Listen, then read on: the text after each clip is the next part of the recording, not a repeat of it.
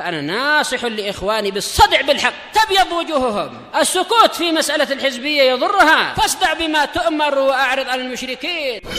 سلامي على دماج ورجالها والشيخ يحيى ودار العلم يا سعد بانيها. الحمد لله رب العالمين والصلاة والسلام على رسوله الأمين وعلى آله وأصحابه أجمعين أما بعد.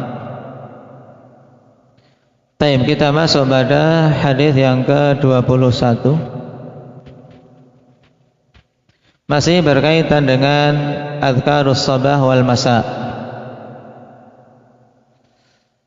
Wa an Uthman bin Affan radhiyallahu anhu qala Rasulullah sallallahu alaihi wasallam ma min 'abdin yaqulu fi sabahi kulli yawmin wa masa'i kulli laylah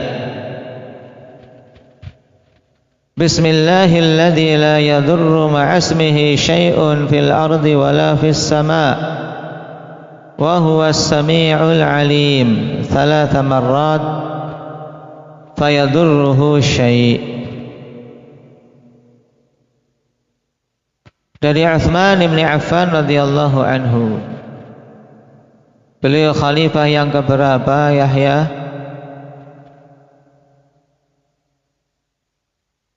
Yang ketiga.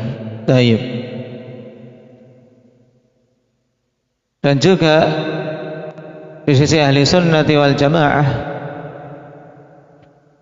selain beliau menempati urutan yang ketiga dalam kekhalifahan, juga menempati urutan yang ketiga dari sisi keutamaan.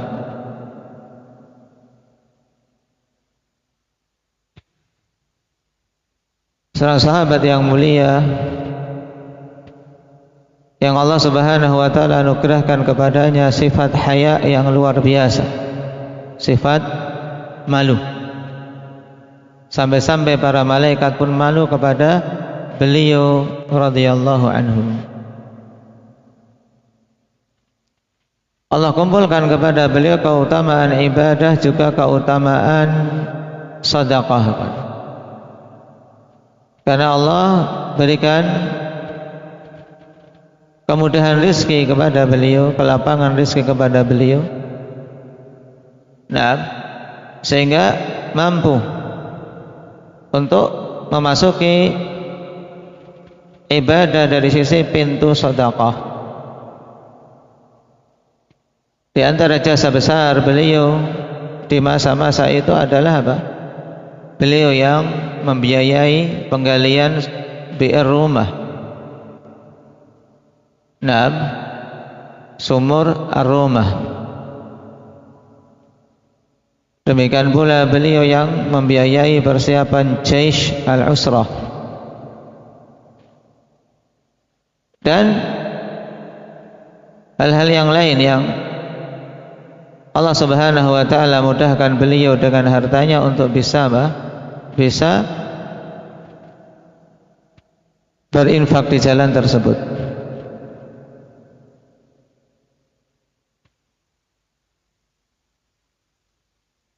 Dan itu adalah sebaik-baik harta, ya kawan. Sebagaimana kata Rasul sallallahu alaihi wasallam, ni'mal malus salih indar rajulis salih. Sebaik-baik harta yang baik, harta yang halal, ketika berada di tangan seorang laki-laki yang saleh, di mana harta yang halal tersebut diarahkan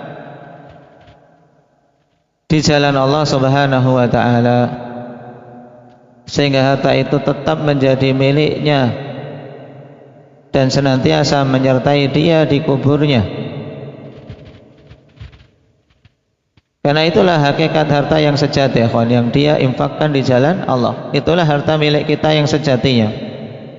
Adapun yang kita makan habis, yang kita tinggalkan setelah mati juga hanya dinikmati oleh ahli waris. Tidak ada yang ikut menyertai kita di alam kubur kecuali yang kita infakkan. Nah, itu yang setia untuk menemani kita di kubur kita. Maka persiapkan teman yang baik. Dari Utsman bin Affan radhiyallahu anhu, beliau mengatakan, qala Rasulullah sallallahu alaihi wasallam, ma min 'abdin yaqulu fi sabahi kulli yawmin wa masa'i kulli lailah. Tidaklah ada seorang hamba pun yang mengucapkan di pagi hari setiap hari dan di sore setiap malam. Berarti apa maksudnya? Awal hari yaitu di paginya, dan di awal malam yaitu di sorenya. Nah, tidaklah seorang hamba mengucapkan di pagi dan sore hari zikir bismillahilladzi la yadurru ma'asmihi syai'un fil ardi wala fis sama' wa huwas samiul alim 3 kali. Nah, kemudian dia tertimpa kemudaratan sedikit pun. Dalam artian tidak akan mungkin seorang ketika pagi hari dan sore harinya membaca zikir ini kok tertimpa kemudaratan. Wa fi riwayat Abi Dawud, dan dalam riwayat Abi Dawud lebih tegas lagi, lam tusimhu faj'atu bala'in, tidak akan tertimpa faj'atu bala, yaitu bala yang datang tiba-tiba. Dalam lafaz Abi Dawud secara lengkap, Rasulullah sallallahu alaihi wasallam mengatakan, man qala bismillahilladzi la yadurru ma asmihi syai'un fil ardi wala fis sama' wa huwa samiul alim 3 marratin lam tusibhu faj'atu bala'in hatta yusbih. Siapa saja mengucapkan zikir tadi 3 kali di sore hari, maka tidak akan tertimpa bala yang datang tiba-tiba sampai masuk waktu pagi. Wa man qalaha hina yusbihu 3 marrat lam tusibhu faj'atu bala'in hatta yumsi. Dan siapa saja yang mengucapkan zikir tersebut 3 kali di waktu pagi, maka tidak akan tertimpa bala yang datang tiba-tiba sampai memasuki waktu sore. Dan ada dalam As-Sahihul Musnad. Zikir ini ikhwan, dengan ringkasnya bacaan, tapi kita lihat keutamaan yang sangat agung padanya. Termasuk salah satu sebab seorang terhindar dari bala yang datang tiba-tiba, dan termasuk sebab untuk seorang selamat dari kemudaratan yang menimpa.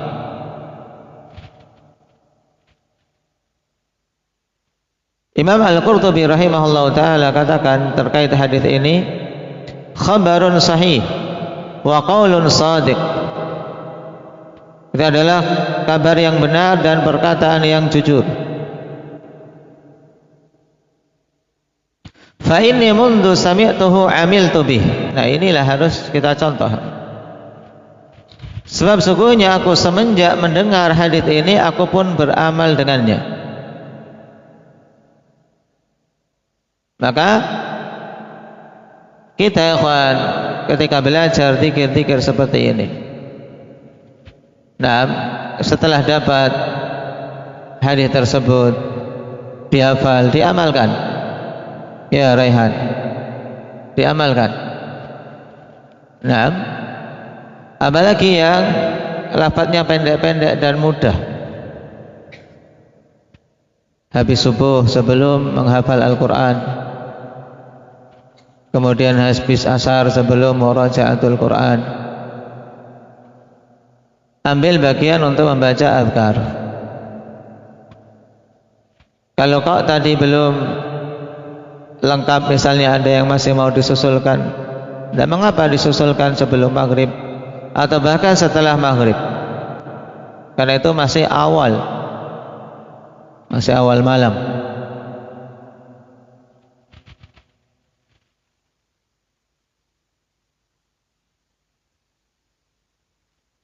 Fa inni mundu sami'tuhu amiltu bih, sebab sungguhnya aku semenjak mendengarnya aku pun mengamalkannya.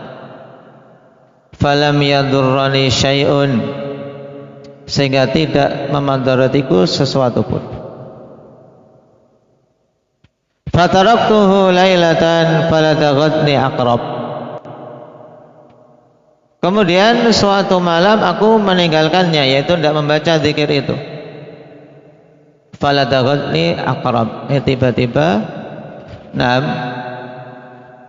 menyengatku seekor kalajengking, disebutkan dalam Faidul Qadir.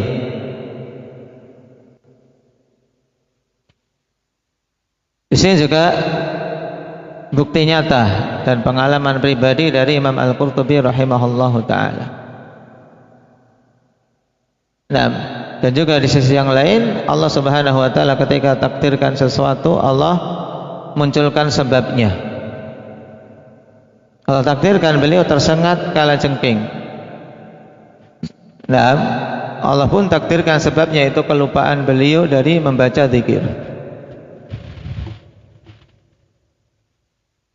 Maka penting sekali untuk membiasakan berzikir, apalagi di zaman-zaman seperti ini, akhwan, yang kalau kita tidak memiliki benteng berupa zikir, dan tidak banyak-banyak mengharap perlindungan dari Allah subhanahu wa ta'ala, maka siapa lagi yang akan melindungi kita? Pada kisah ini fihi hirsul ulama alal adhkar, di sini semangat para ulama dalam menjaga zikir. Adapun makna dari zikir ini jelas, bismillahilladzi la yadurru ma'asmihi syai'un.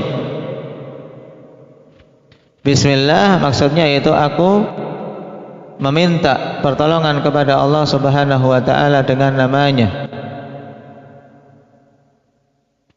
zat yang tidak akan bermadarat bala apapun bersamaan dengan penyebutan namanya, apa-apa yang di bumi dan apa-apa yang di langit.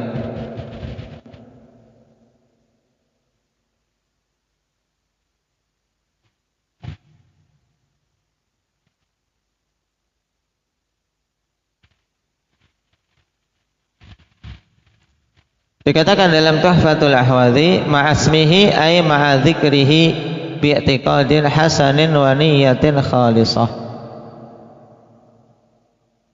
Tidak akan ada sesuatu pun yang bermadarat pada seseorang bersamaan dengan apa? Penyebutan dia terhadap nama Allah subhanahu wa ta'ala, diiringi dengan keyakinan yang baik dan niatan yang ikhlas. Di sini tanbih dari Imam Al-Mubarakfuri, pengarang Tuhfatul Ahwadhi, bahwasanya keutamaan tersebut ya ketika terpenuhi apa? Syurut wantafal mawani'. Ini juga penerapan dari kaidah yang kita ambil tadi sore, kawan. Keutamaan ini tidak akan bermadarat baginya faja'atu bala yang datang tiba-tiba. Itu kapan? Ketika seorang berzikir dalam kondisi apa? Kondisi sempurna, syarat-syarat dipenuhi berupa kehadiran hati, tidak lalai. Demikian pula penghalang-penghalang ditiadakan berupa apa? Makanan yang haram, penghasilan yang haram, kezaliman dan seterusnya. Karena keutamaan yang agung ini didapat ya ketika apa? Ketika kondisi sempurna. Di sini juga bisa kita terapkan kaidah sore tadi. Bahwasanya hukum bisa sempurna ketika terpenuhi syarat-syarat dan tertiadakan penghalang-penghalangnya.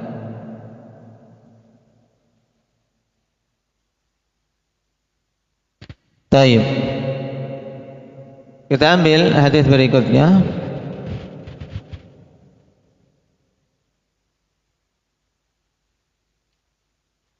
Wa 'an Ibnu Umar radhiyallahu anhuma qala lam yakun Rasulullah sallallahu alaihi wasallam yad'u haula'i ad-da'awat hina yumsi wa hina yusbih. Allahumma inni as'aluka al-'afwa wal 'afiyah fid dunya wal akhirah. Allahumma as'aluka al-'afwa wal 'afiyah fi dini wa dunyaya wa ahli wa mali. Allahumma astur 'aurati wa amin raw'ati wahfadni min baini yadayya wa min khalfi wa an yamini wa an shimali wa min fawqi wa a'udzu bi'azamatika an ugtala min tahti. Kalau di sini wa a'udzubika an ughtala min tahti. Qala Waqi' yakni al-khasf. Ini juga zikir yang sangat penting, akhwan, dari riwayat Abdullah bin Umar radhiyallahu anhuma. Beliau mengatakan tidak pernah Nabi sallallahu alaihi wasallam meninggalkan doa-doa itu. Tidak pernah Nabi meninggalkan doa-doa ini ketika masuk waktu sore dan ketika masuk waktu pagi. Perhatikan kalimat lam yakun Rasulullah yad'u. Berarti tidak pernah Nabi meninggalkan ini. Sehingga kita pun hendaknya betul-betul konsisten dalam upaya mengamalkannya. Jangan sampai kita tinggalkan. Untuk membaca doa ini, akhwan, karena memang subhanallah kandungannya sangat mencakup. Bunyinya yaitu Allahumma inni as'aluka al-'afwa wal 'afiyah fid dunya wal akhirah. Ya Allah, sesungguhnya hamba meminta kepadamu al-'afwa wal 'afiyah. Tayyib. Al-'afwa yaitu at-tajawuz 'anil dzunub. Hamba meminta kepadamu ya Allah pemaafan, pengampunan dari dosa-dosa, dengan dihapusnya dosa-dosa tersebut. Adapun al-'afiyah yaitu meminta keselamatan. Karena al-'afiyah ay as-salamah minal afat. Itu keselamatan dari semua keburukan. Keselamatan dari semua hal-hal yang tidak diinginkan, hal-hal yang dibenci. Dan kata al-'afiyah ini kata yang sangat mencakup, ikhwan, di mana seorang hamba selamat dari hal-hal yang dibenci, hal-hal yang buruk, selamat dari sebab-sebab, dari akibatnya.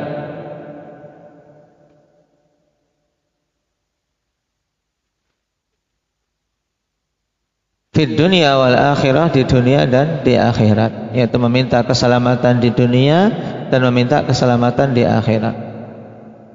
Kemudian diulang, Allahumma as'aluka al-'afwa wal 'afiyah fi dini wa dunyai. Ya Allah, aku meminta kepadamu pemaafan dan keselamatan pada agamaku dan pada duniaku. Wa ahli wa mali, dan pada keluargaku dan hartaku. Nah, jadi mencakup.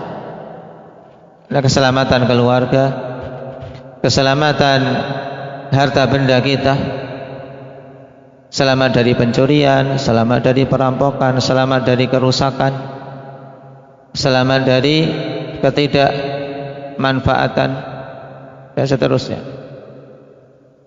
Allahumma astur aurati, ya Allah tutuplah aurat-auratku. Nah, dan makna aurat huwa sawatul insan wa kullu ma yastahyi minhu, yaitu kemaluan seseorang dan semua perkara yang dia merasa malu darinya, dari aib-aib, itu termasuk aurat kita. aib-aib kita, keburukan-keburukan kita, kita memohon kepada Allah agar Allah menutupinya. Karena sungguh ikhwan, aurat kita, aib-aib keburukan kita, kalau Allah tidak tutup, diungkap di hadapan manusia, sungguh mungkin kita tidak akan bisa berjalan di jalan dengan nyaman. Dalam artian tidak akan ada orang yang mau menoleh kita, tidak ada yang akan mau bersalaman dengan kita karena buruknya aib-aib yang ada pada diri kita. Nasallallahu al-afiyah. Tapi Allah dengan sifat kasihnya menutupi aib-aib dan cacat kita tersebut. Maka jangan sampai seseorang sudah ditutup keburukannya kemudian malah dia mengungkapnya di hadapan manusia. Sebagaimana yang dikatakan oleh Rasulullah, kullu ummati mu'afa illal mujahirin. Semua hamba-hambaku ini termaafkan kecuali orang yang terang-terangan. Sudah ditutup dosanya tapi malah dia cerita-ceritakan kepada manusia dengan penuh bangga. Wa amin rawati, dan berikanlah keamanan dari hal-hal yang mengkhawatirkanku. Amin rawati ay mukhawwifati, hal-hal yang menakutkanku, yaitu minta diberi rasa aman dari kegalauan, dari hal-hal yang dikhawatirkan. Karena manusia, setiap manusia punya hal-hal yang dikhawatirkan. Yang punya tekanan darah tinggi khawatir darahnya naik, yang punya gula khawatir gulanya naik, termasuk kita meminta keamanan dari hal-hal yang mengkhawatirkan kita.